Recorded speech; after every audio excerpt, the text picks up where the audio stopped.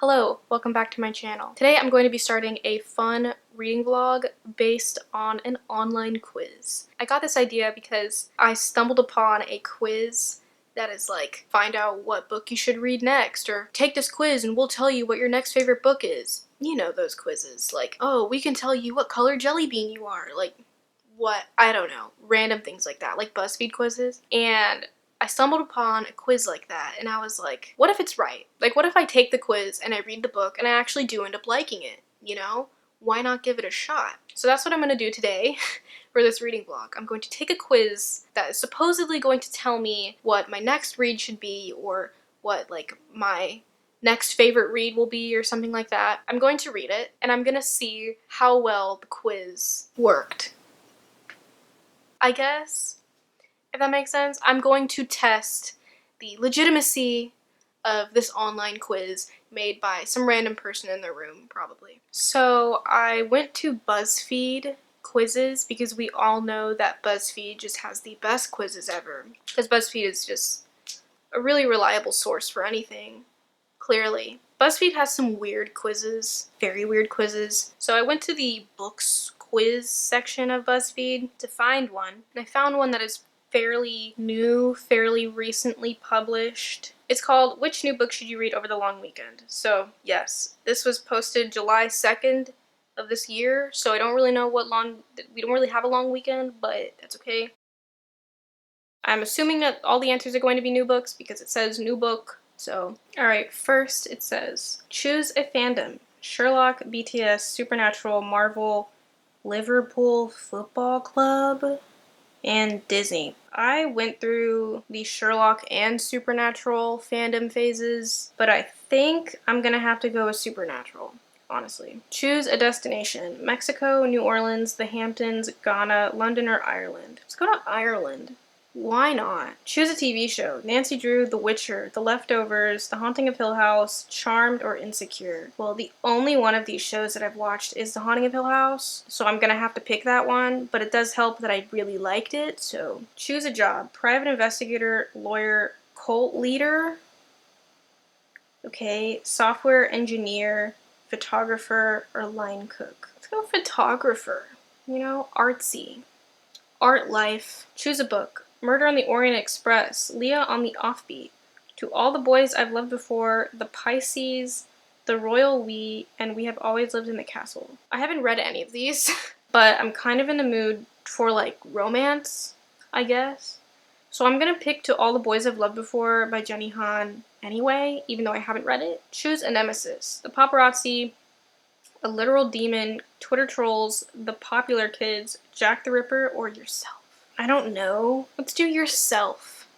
That's like, you know, yourself. Choose your ideal 4th of July plans. Taking a sound bath, going dancing, takeout and weed, catching up on work, making art, or chilling with friends. I guess chilling with friends. Oh, I got Mexican Gothic by Sylvia Moreno Garcia. I know this book. How wonderful. I'm actually very surprised. I didn't think that I was going to get a book that I know, but I am very glad that it was not only one that I know, but one that I wanted to read anyway. Yes, okay, Mexican Gothic. This twisty horror fantasy is engrossing and wonderfully repulsive. Love that. Socialite who delights in parties, fancy dresses, seducing men, and anthropology. Love that. After receiving a garbled letter from her recently married cousin and dear friend Catalina, she travels to the distant village of High Place and the decaying mansion that is now Catalina's home. Love that. There she finds Catalina incoherent and lethargic while the family she's married into exude white colonialist patriarchy, except for the youngest son, Francis, whose shy demeanor and pallid looks are the exact opposite to the men Noemi, am I saying that right? Typically enjoys. But in this rank home with no friends, Francis becomes an anchor for Noemi. Meanwhile, the house itself seeps into her dreams and slowly comes alive around her. Love that. I've seen some mixed reviews about Mexican Gothic. Most of the negative reviews kind of revolve or focus on it being boring. All the positive reviews that I've read about it, like, it sounds like something that I would enjoy. It sounds like something that I would personally like. So I'm very excited to read this. I'm very, I'm actually very pleased with this quiz, BuzzFeed. Thank you. Thank you, BuzzFeed, for not only giving me something that I know, but giving me something that I wanted to read in the first place. So that is great. I was full on prepared to get some random book I've never heard of in my life. So yes, over the weekend I will be reading it and we'll see how I feel. So, hi. Okay, I've gotten the book on my Kindle. I am 62 pages in right now, and I would like to just say that, first and foremost, I'm very much enjoying this. A lot. It's very good so far. I love the atmosphere, the vibes. It's great. So we have Noemi, who is 22. She's a wealthy socialite. And one day her dad calls her home from a party and he's like, hey, your cousin's having some problems. She's sick. She sent this letter, all this cuckoo stuff in it. What's going on? She reads the letter and she's like, what's going on? So then her dad is like, I want you to go there. See what's going on, you know? So she goes to the house that her cousin's living in. She's living with her husband and I guess her husband's family home, I guess. And the home is like old. It's like a huge like manor. It's like old and moldy and just kind of gross. Everybody in this house is like weird as fuck. Well, maybe not everybody, but particularly Catalina's husband's aunt? Yes. Catalina's husband's aunt lives there, and she, I guess in essence, doesn't run the place, but makes sure things are like in order. She sucks. Her name is Florence. She sucks. She is so weird. She's so creepy, and she's such a bitch. I don't like her. I don't like the way that she talks to Noemi. It's gross. She's just so creepy, and like they don't talk at dinner. Like when they had dinner in one scene, Noemi tried to like make conversation and Florence was like, we don't speak at the dinner table.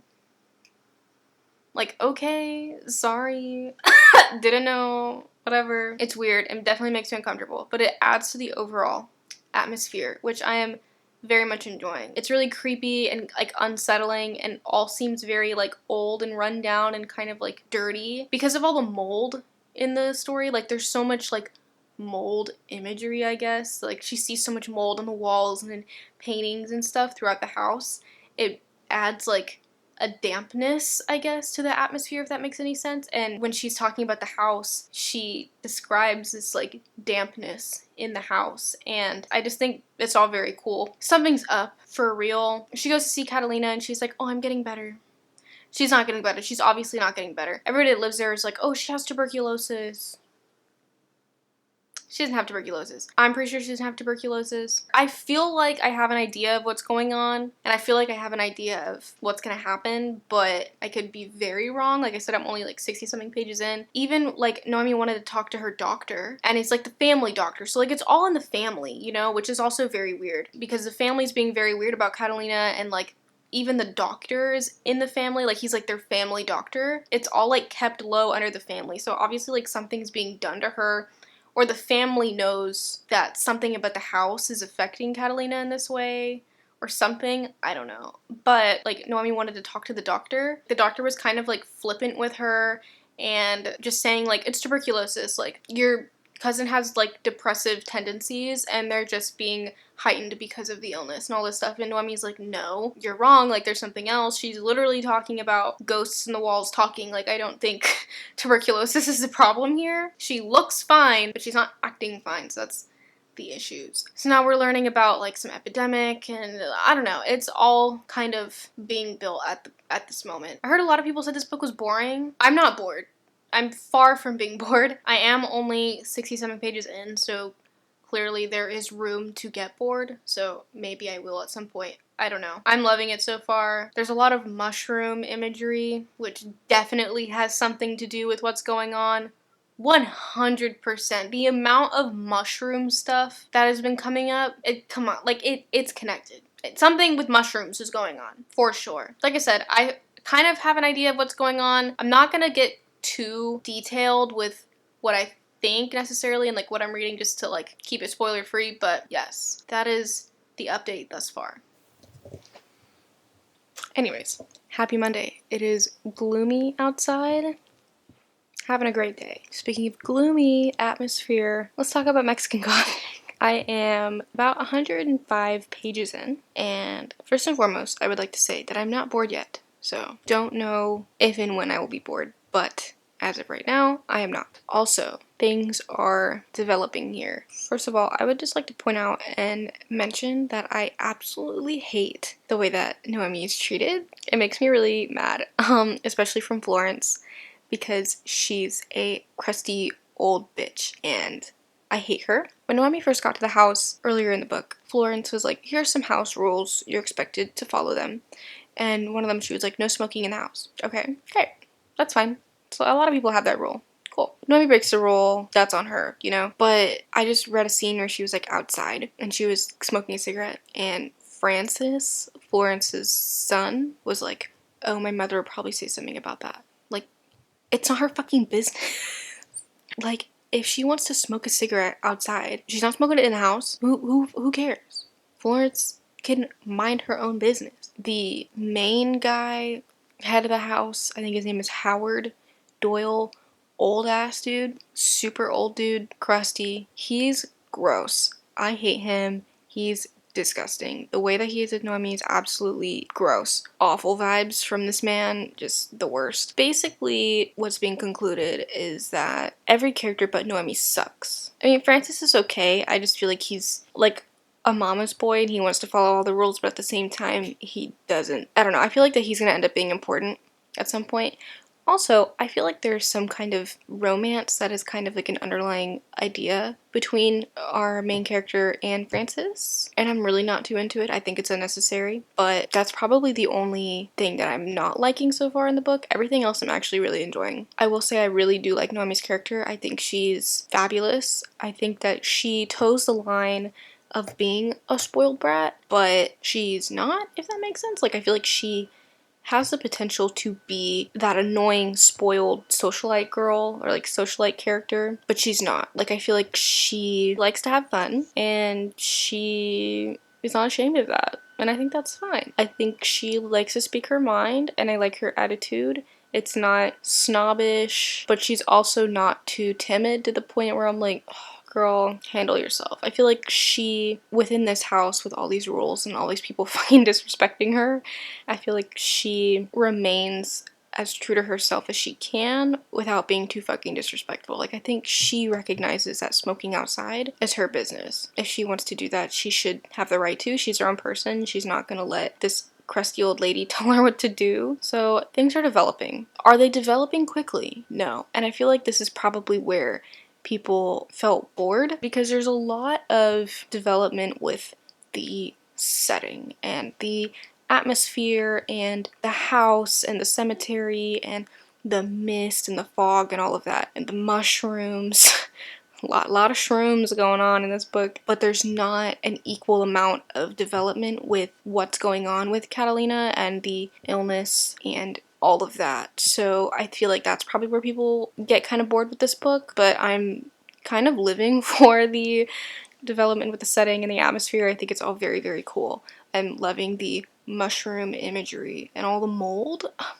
Loving it. I don't think I mentioned this in my previous update, but earlier in the book, Naomi went to find a local doctor in the area as opposed to the family doctor. And this isn't, I don't think it's really a spoiler, this is just kind of backstory, which is why I'm talking about it. But the local doctor was telling her about the family history and the mine that they had, I don't know, like the silver mine and all the people that died and the epidemic that broke out within the workers of the mine. Just with them. Like, it wasn't like around the city, it was just there. It was just with the workers and the people in the mine. And the epidemic occurred, I think, like every few years or something, and a bunch of people died. And he said they would show symptoms similar to symptoms that Catalina is showing, like saying random stuff and seeing things and just hallucinating and all of that. So obviously the picture that is being painted here is that it's within the family, it's within the house, whatever's causing Catalina to have this issue, this illness. I am predicting, obviously, like I said, that it's within the family and the whole family's in on it and they know. But I'm also predicting that at some point it's going to start happening to Noemi and she's going to start experiencing the same symptoms that Catalina is experiencing. So that is my prediction. I think it's going to happen to her too. But yes, those are the thoughts thus far. I will update later. Hello.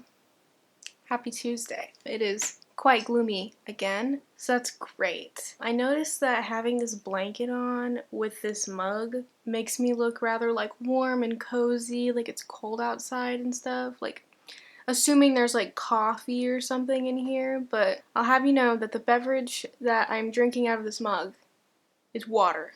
So it's literally just water. And I just dripped some on myself, so that's even better. So I am now almost 200 pages in. I didn't read as much as I wanted to yesterday because I had work and a bunch of schoolwork. Well, not a bunch of schoolwork. I had one assignment I needed to do.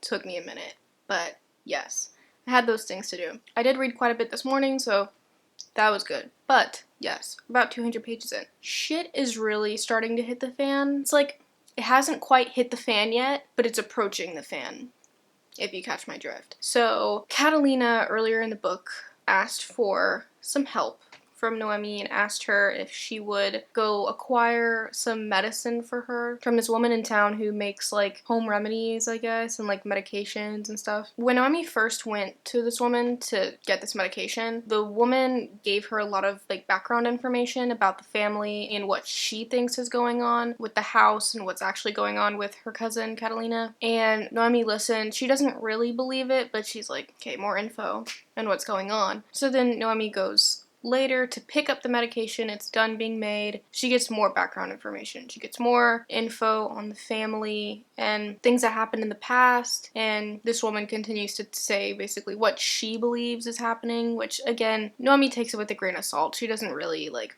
buy into it that much. Later that night, she brings the medication to her cousin and shit goes down. Lots of chaos ensues. Florence, that crusty bitch, I hate her. I can't understand the rules that she has in place, like for Noemi or Catalina. Like, Catalina's not her daughter. She's not her niece. She's not her bloodline. Leave her alone. Like, she's her own adult person, especially for Noemi, because she doesn't even live in that house. She has like absolutely no reason to follow these rules set in place, and half the time she doesn't really follow them, so because she realizes she doesn't need to follow them. Like, she just met this woman and she's like, you can't leave the house without a chaperone. Excuse me? A chaperone? It's so annoying. It bothers me so fucking much. Like, reading the stuff that Florence says to Noemi, I'm just like, oh my god. If somebody said that to me, absolutely not. Absolutely not. Like, there was one point where Florence looked at her and she's like, you should be slapped. And I was like, girl, you should be slapped. You're lucky you haven't been slapped yet. Like, I would slap her. It's very frustrating reading her dialogue. I'm just like, woman, shut up. Go sit down to your crusty self. Leave everybody alone. Let everybody do whatever they want. Like, please. Like, I have a feeling that I have like a general idea of what is going on and like what's gonna happen in the end. But I also am kind of getting a feeling that where I think the family's in on it for sure, I'm thinking like, what if the family isn't in on it necessarily, but they know what's going on? And they have these rules in place to, like, protect the people in the house?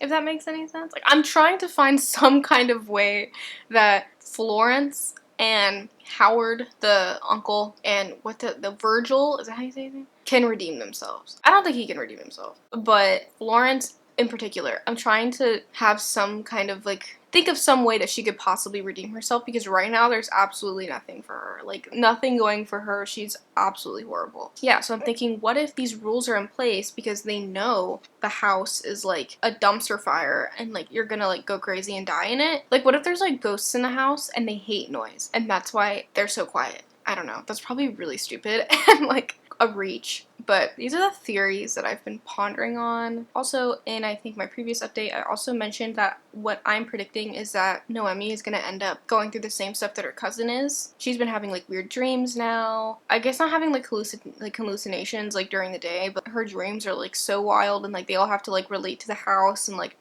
I don't know. There's like a lot going on. So yes, have my theories, have my thoughts, have my water in my mug. I'm hoping to finish the book today. I definitely can. I don't have work today. I don't have any schoolwork to do today, so I definitely have time to finish it today. So yes, I will see you when I have more to say. So it's very late, so I'm talking kind of quietly because of that. Also, I'm filming this on my phone because, like I said, it's late and I cannot be bothered to get the camera out. So yes, as of now, I am 200 pages into the book. Shit is really hitting the fan now.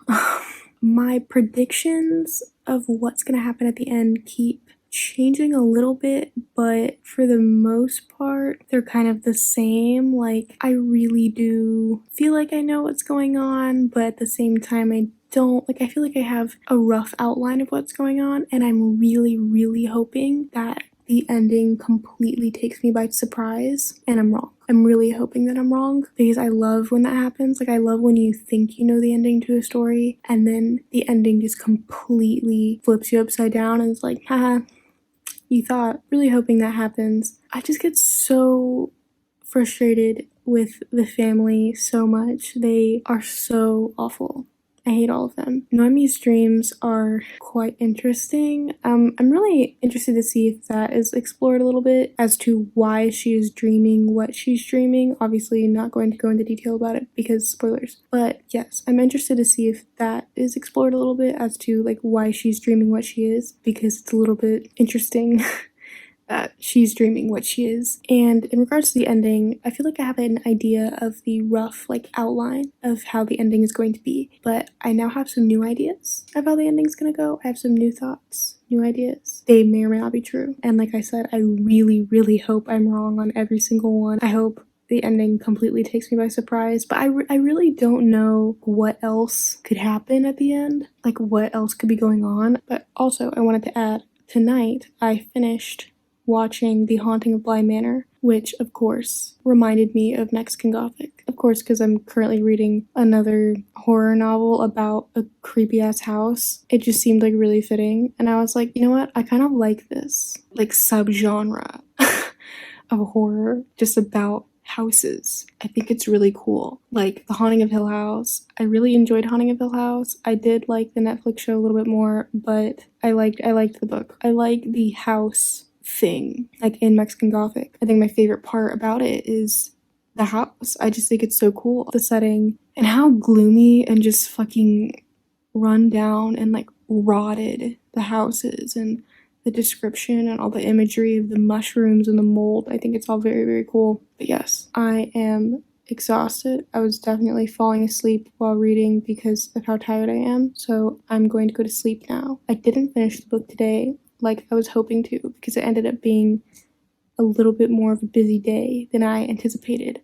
But tomorrow I will definitely finish it. I might do another little update before I finish it if I have like something substantial to say, but if not, my concluding thoughts will be what follows. So I'm gonna go to bed now.